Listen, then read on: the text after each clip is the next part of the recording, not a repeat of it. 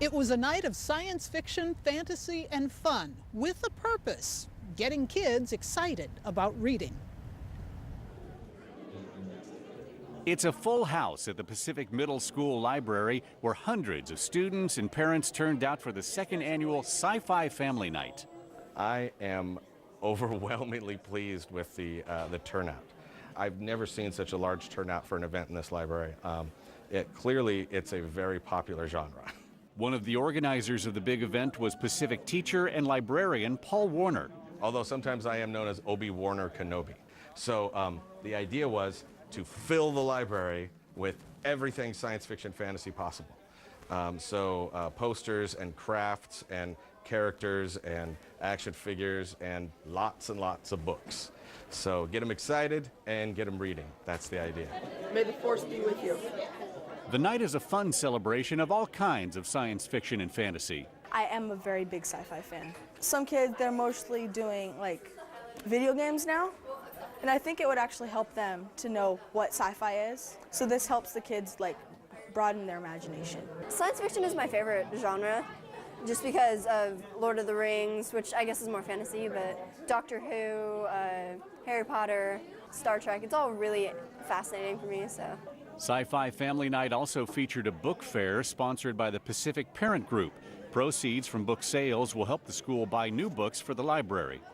Okay, we have another winner. Is there a time key here? Throughout the night, there was a scavenger hunt with prize giveaways and plenty of games and activities for kids of all ages. We have an origami section where you could make an origami Yoda or an origami Vader. We have a lightsaber building activity where the kids can make an actual lightsaber. It's a craft activity. We have a lot of coloring sheets and activity sheets that are all related to sci-fi fantasy books. On hand for the event were members of the Cloud City Garrison, the local chapter of a worldwide group of Star Wars fans known as the 501st Legion.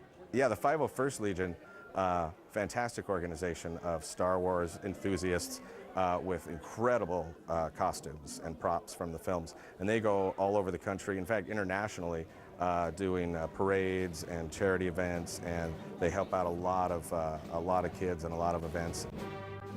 The biggest star of the night was Darth Vader. He may be a villain on the big screen, but in person he's more than happy to give an autograph, a handshake, or a hug.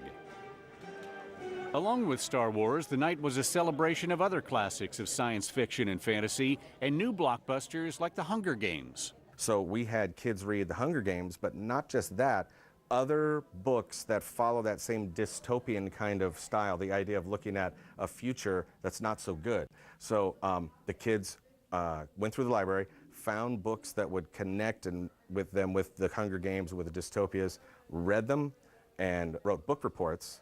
And then the book reports were posted here so that people could come and read the book reviews from all the students who read those books. And we had a lot of kids get involved in that. Yeah, a lot of kids. The Pacific Middle School staff got a lot of help from parent and student volunteers on Sci-Fi Family Night. I am a female version of Anakin Skywalker, and I'm just helping Mr. Warner with the different booths and just getting the kids more involved with it and stuff. And it's a lot of fun because you get to dress up, and no matter how old you get, it's always fun. And there was a special performance by the Pacific Middle School Orchestra. What actually happened was last year, for my birthday, they showed up unannounced in the library one day and played the Star Wars theme for me.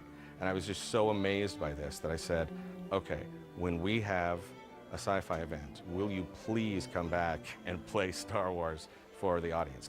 Mrs. Brocious, the conductor, said, well, okay, we'll bring them in, but only if I get to conduct with a lightsaber. So I let her conduct with one of my lightsabers, and the crowd really loved it.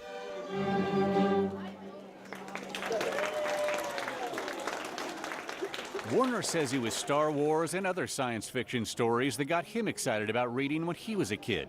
And he's thrilled when he can inspire that passion in students. He got me into reading Harry Potter and Star Wars. And then I heard of Hunger Games from him because he got the book.